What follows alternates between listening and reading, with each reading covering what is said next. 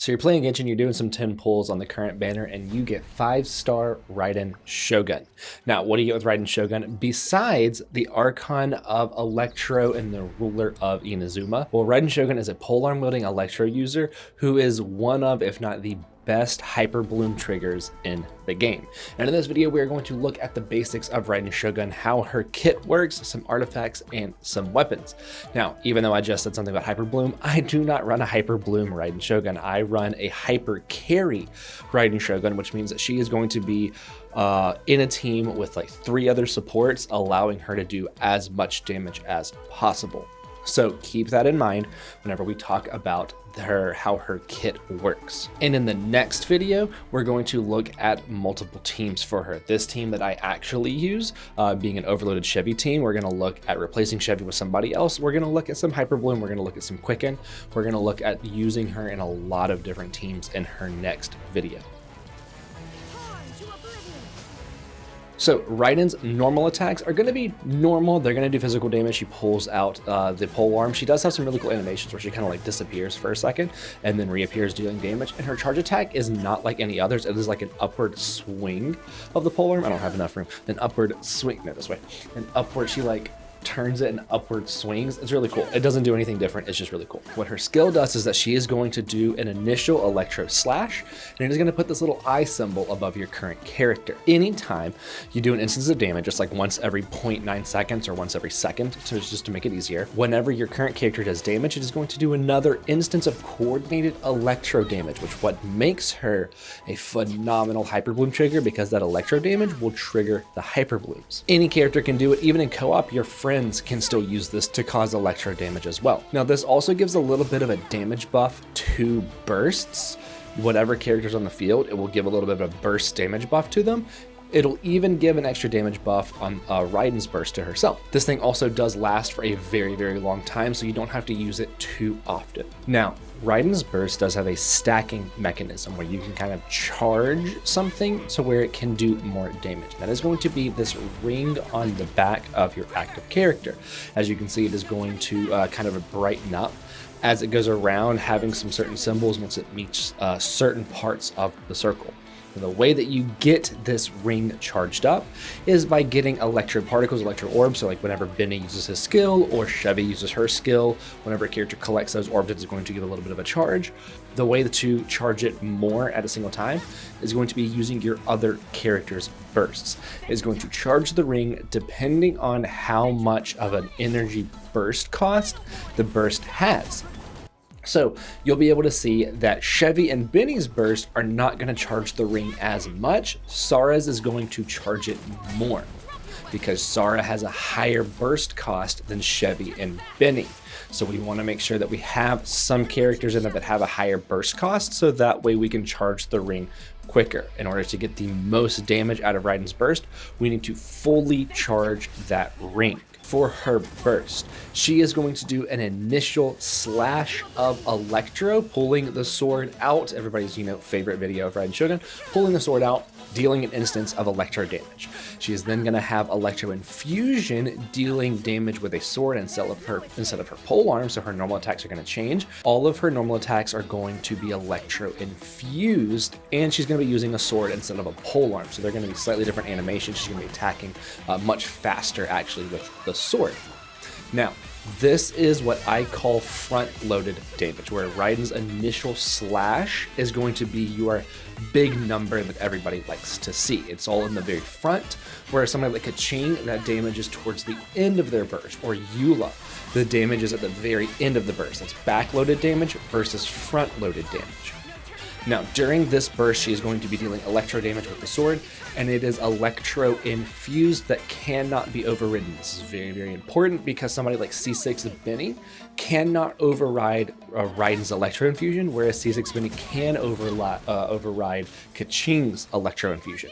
So make sure that you keep that in mind whenever you're looking at all this stuff, is that Raiden's cannot be overridden. Something else is that during Raiden's burst, she is going to be giving energy to your other party members.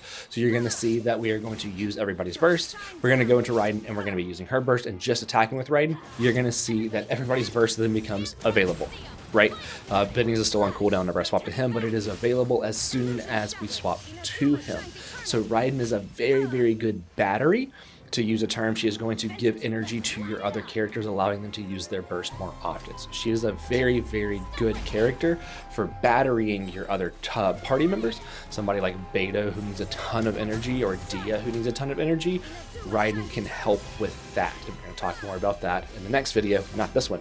Now, Raiden's first passive is the part where we getting elemental orbs. Anybody getting elemental orbs charges the ring on her back for her burst. And her second passive is going to give her a better energy restoration from her burst because it'll charge your other character's bursts, right? It'll give energy to your other characters, as well as giving her an electro damage bonus for energy recharge over 100%. Let's look at some artifacts. My Raiden is, of course, on Emblem. That is her best artifact set for hyper carry. But for early game, I'm going to say like Exile, right? You're going to get like 20% energy recharge. You're still going to be giving some energy to your teammates where you may not have the energy recharge on Raiden to give to your other teammates. This is going to kind of help early game. But then whenever you get into mid to late game and you start looking at actually building your hyper carry Raiden with 5-star artifacts, Emblem is going to be her best set. It's going to get up her ER, which is phenomenal.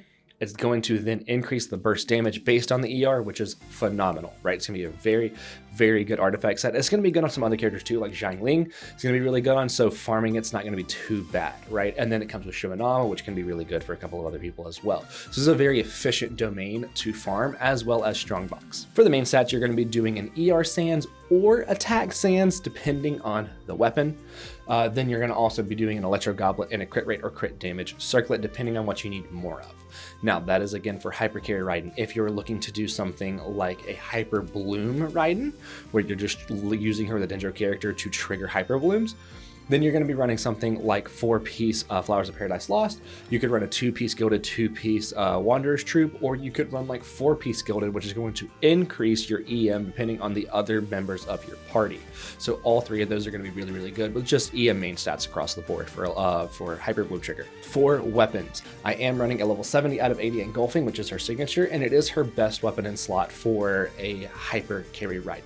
It's going to get up ER in the main stats and the substats. It's going to increase attack, and it's going to give a ton. It's going to kind of convert your ER into attack. So you want to build more ER with this weapon to then convert it into attack. Now, if you don't have Engulfing, you do always have 4-star the Catch, which is her best 4-star weapon, and it is absolutely phenomenal. I ran this on my Raiden until I got Engulfing, and it's very, very good. With the Catch, you can run an attack Sands instead of an ER Sands. This also does get up elemental burst damage, and it gets up elemental burst crit rate, which means it's going to be a little bit easier to run a crit damage circlet instead of a crit rate circlet like I currently have on my Raiden. And then some weapons, if you're wanting to run her in a Hyper Bloom team, it's going to be something like Dragon's Bane, which is going to be very, very good. It's going to get up a ton of EM. As passive, you can probably use it a little bit, but you're not super worried about it. You do have the Kitai Cross Spear, which is also going to get up EM, as well as give you a little bit of energy back. That's going to be another really good option for her. Now, if you're going to be running her in something like a Quick Bloom team, which would be slightly different than a pure Hyper Bloom team, and we'll talk about that in the next video, you can do something like a Ballad of the Fjord, where it's going to get up crit rate because you kind of want her to have a good crit split for that. And it's going to be giving her some EM, right? So you can run something like this to build like a hybrid for like a Quick Bloom team specifically. This would be a very interesting weapon to test out in this instance. Now, I do keep mentioning that in the next video, we're going to talk about teams for Raiden. So in that one, we're going to talk more about some of the specifics.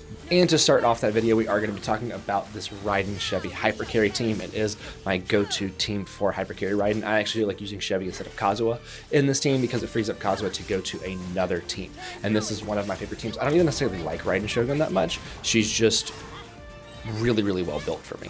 So I use her all the time. Now, speaking of that, speaking of my Raiden being really well built, let's actually take a look at her full build. Raiden is level 90 to 90 with 18,500 HP, 1,951 attack, EM 77. Her crit split 73 over 129.3. I am running our crit rate circlet with 279.5 ER. Her weapon, like I said, level 75 out of 80 engulfing, so that's just going to go up even higher, nearly hitting 300 before the passive takes over. For artifacts, she is running, of course, 4-piece emblem. Like I said, this is a Hyper Carry Raiden. She is C0, C2 being her best con for Hyper, and her talents are 2, 7, 9. Now I am planning on taking her skill up to level 9. I don't know if I'm going to double crown her. I might, but it's going to increase the damage of her burst just a little bit, taking it up to level 9 and even 10. So that is going to be it for this video. If you have any questions, do be sure to leave it down in the comments. Myself or someone else will be sure to answer it, and I'll see you in the next one.